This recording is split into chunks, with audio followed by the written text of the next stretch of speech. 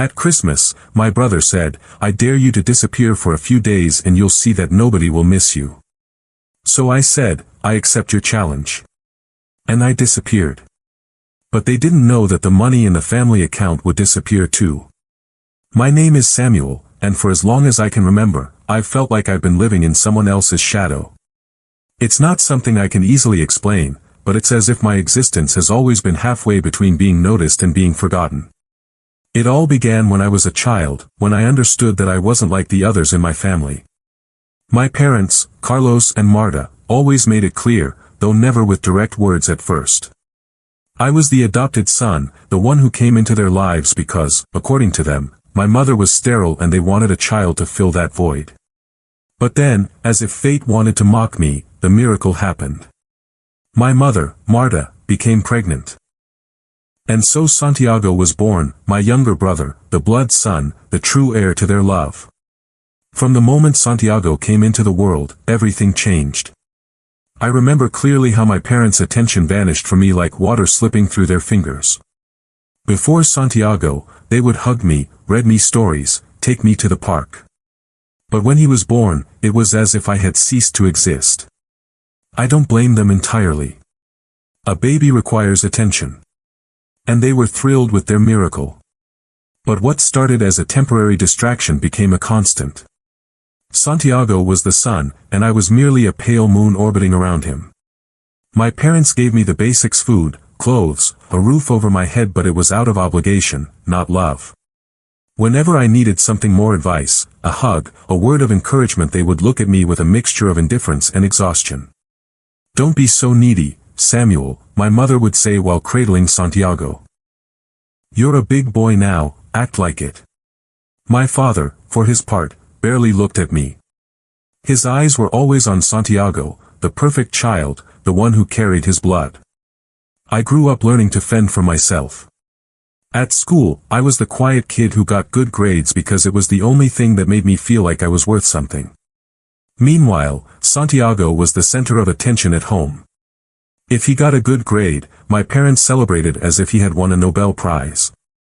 If he fell and scraped his knee, they comforted him as if it were the end of the world. I, on the other hand, could come home with a trophy from school or with a bruise, and all I would get was a "good, Samuel," or "be more careful next time." The difference was so obvious it hurt, but over time, I learned to bury that pain. I told myself that one day I would show them that I was worthy too. When I finished high school, I knew that if I wanted to get ahead, I would have to do it alone. My parents paid for Santiago's university without hesitation, even when he didn't take it seriously and spent more time partying than studying. Me, on the other hand, they gave a pat on the back and a "you can do it, Samuel." So, I worked night shifts at a restaurant, cleaned houses on weekends, and studied until I fell asleep on my books. I graduated with honors in business administration and got a good job at a reputable company. My salary was solid, and over time, I managed to buy myself a decent car. Everything I had earned through my own effort. No one had given me anything. Santiago, on the other hand, had it all much easier. My parents paid for his degree, bought him a car, and even gave him money to move into a luxurious apartment when he started working. He also landed a good job at a marketing firm, but not because he was particularly talented. Santiago had charisma, he knew how to get people to like him, and my parents always presented him as the perfect son. Santiago is so charismatic, they would say, he's going to go far. I, on the other hand, was just Samuel, the quiet one, the hard-working one, the one who didn't shine. But life takes many turns, and it didn't take long for Santiago to prove that not all that glitters is gold. One day, he was fired from his job. According to him, it was because his boss didn't understand his vision, but we all knew the truth. He was always late, spent his days showing off, and didn't take anything seriously. He lost his luxurious apartment, his car, and his pride. My parents, of course, welcomed him back home as if he were a hero returning from war. Me, on the other hand, they asked to help with the household expenses. "Samuel, you're the oldest. You have a good job," my father told me one day in a tone that accepted no argument. It's your responsibility to help the family now that Santiago is going through a tough time. My parents had spent all their savings on Santiago and had nothing left, so I agreed, not because I wanted to, but because a part of me still craved their approval. I thought that if I showed them I was capable of supporting them, maybe they would finally see me as more than just the adopted son. Maybe they would love me. So I started paying for everything: the rent on the house, the electricity, water, and internet bills, even the Netflix subscription that Santiago used all day. My parents proposed opening a family account, a sort of emergency fund. "It's a good idea, Samuel," my mother said with a smile that seemed more calculating than sincere. "That way, we can all have peace of mind." I agreed, though deep down I knew I would be the one putting all the money in. And that's how it was. Every month, I deposited a portion of my salary into that account, while my parents and Santiago contributed nothing. But that wasn't the worst part. The worst part was that they started spending that money as if it were infinite. At first, it was small things: a new pair of shoes for my mother, a dinner at an expensive restaurant for my father. But then things got out of control. Santiago bought designer clothes, expensive watches. He even paid for a weekend trip with his friends using money from the family account. When I told them not to abuse it, that the money was for emergencies and that it was hard for me to earn it, they laughed in my face. "That's what you're for, Samuel," Santiago said with that arrogant smile I hated so much. "You're the family bank, aren't you? Just keep working and let us live." My mother nodded as if she agreed. "Samuel, don't be selfish. We're a family, we have to share." My father was even more direct. "You are not of our blood, Samuel, but at least you can be useful." Those words cut me like a knife. It wasn't the first time they had reminded me that I was adopted, but it hurt more each time. I swallowed the pain, as always, and carried on. But inside, something started to break. It wasn't just the money, it was the way they treated me, as if I were a vending machine instead of a son, a brother, a person. Christmas arrived, and I decided to do something big. I wanted to prove to them once and for all that I was important. I rented an elegant hall to celebrate with the whole family: my parents, Santiago, grandparents, uncles, aunts, cousins, even some friends that my parents and Santiago wanted to invite. I paid for luxury catering, live music, decorations. I spared no expense. I spent thousands, but I didn't care. I thought that if they saw everything I could do for them, they would finally value me. Christmas night came, and the hall was full. Everyone was dancing, eating, laughing. For a moment, I felt like I was part of something. I approached my mother and asked if she was enjoying the party. "It's nice, Samuel," she said without even looking at me. "But don't get a big head. This doesn't make you any more important." I stood there in silence, feeling the knot in my chest tighten. Then came the moment for the toast. Santiago, as always, took the microphone. He was a little drunk, with that arrogant laugh he used to make himself the center of attention. "Family, friends," he said, raising his glass. "I'm so happy to see you all here. Tonight is special because we're together, well, almost all of us. There's one who shouldn't be here." He paused dramatically, and everyone looked at him. Then he pointed at me. "My adopted brother, Samuel, who thinks he's important because he paid for this party. Look, Samuel, I dare you to disappear for a few days. You'll see that no one will miss you, not even my parents." The room erupted in laughter.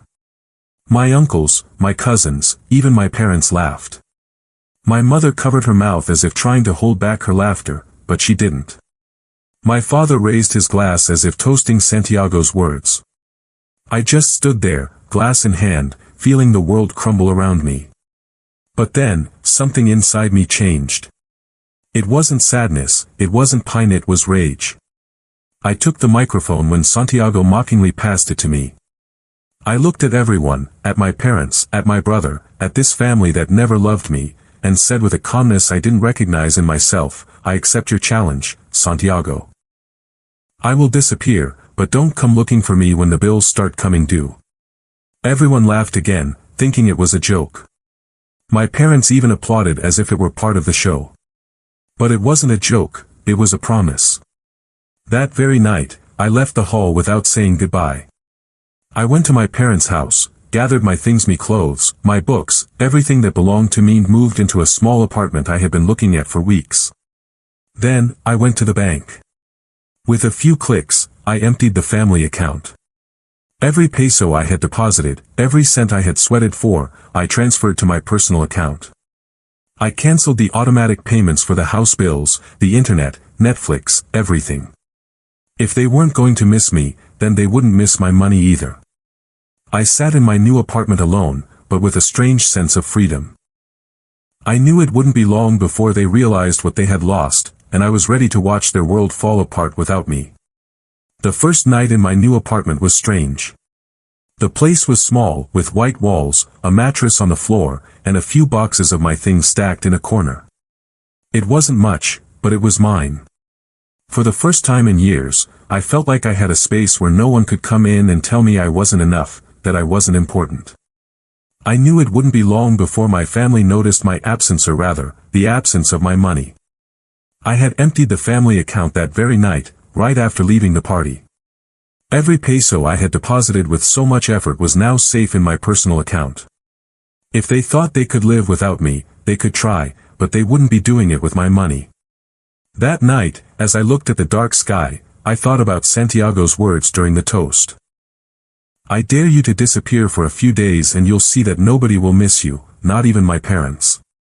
Those words echoed in my head like a cruel refrain. But what hurt the most wasn't Santiago's mockery, it was that my parents laughed.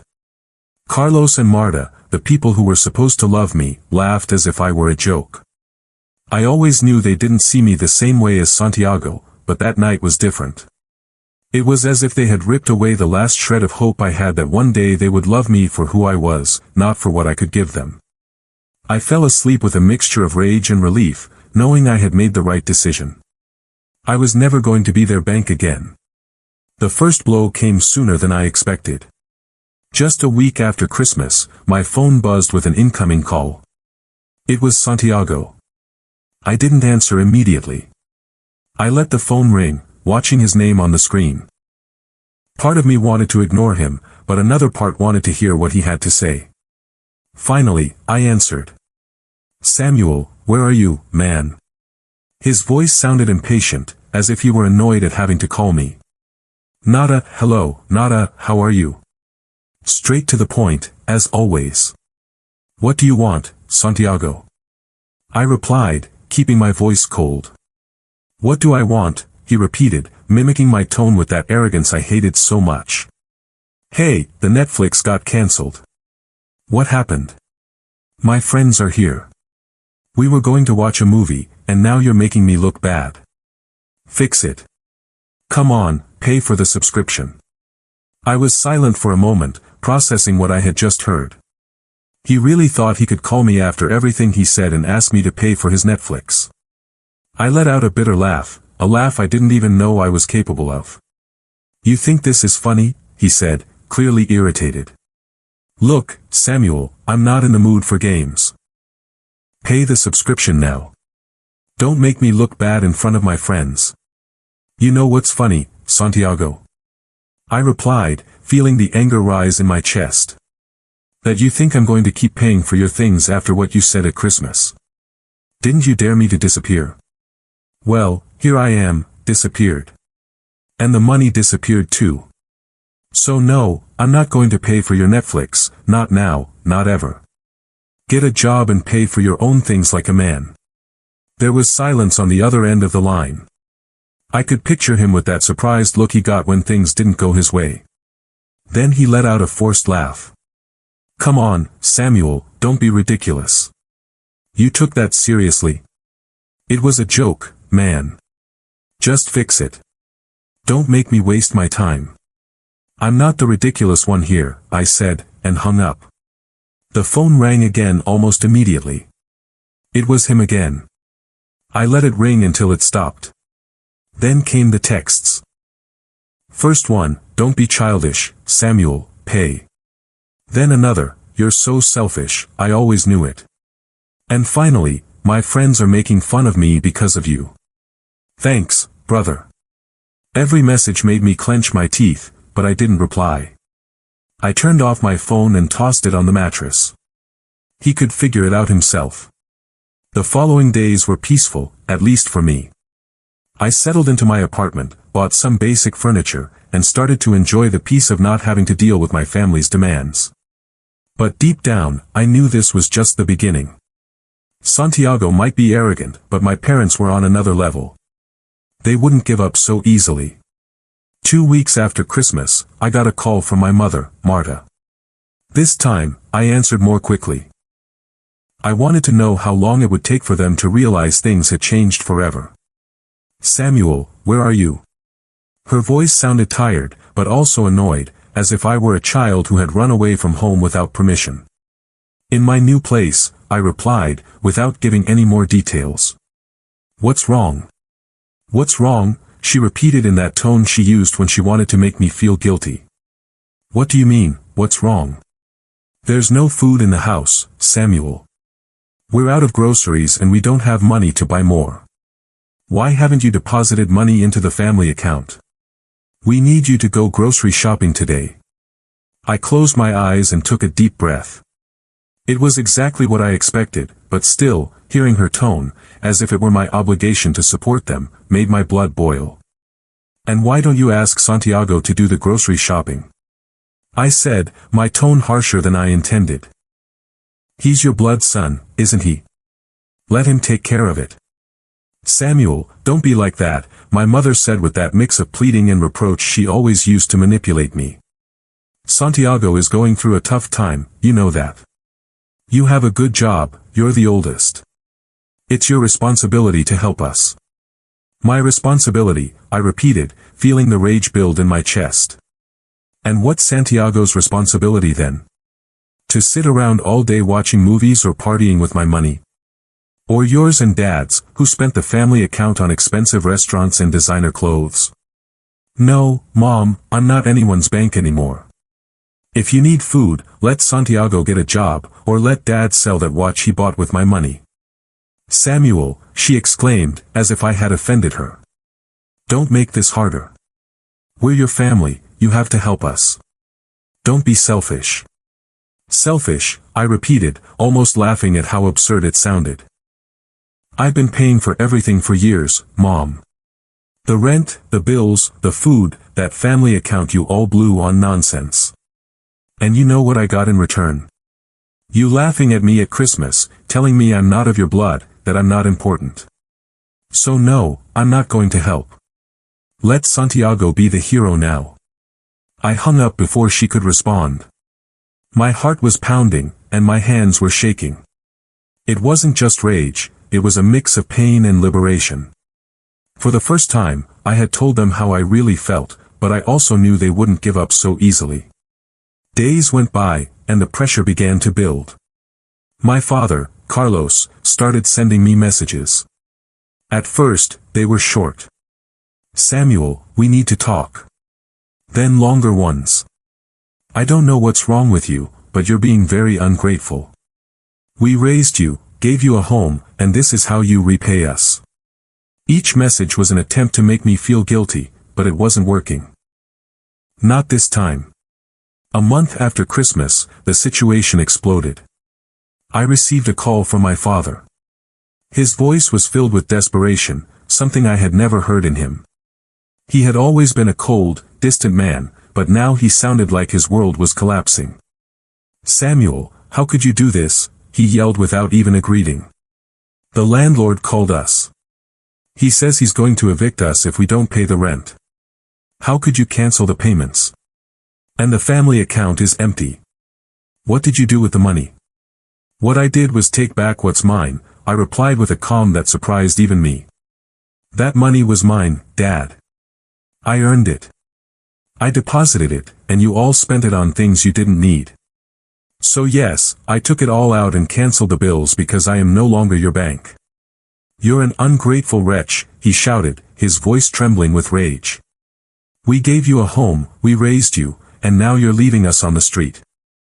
Is that what you want, to see us in misery? No, Dad, I said, feeling the words pour out of me as if I had been holding them in for years. What I wanted was for you to love me, to see me as your son, not as an ATM. But you and Mom made it clear that I'm not of your blood, that I'm not important.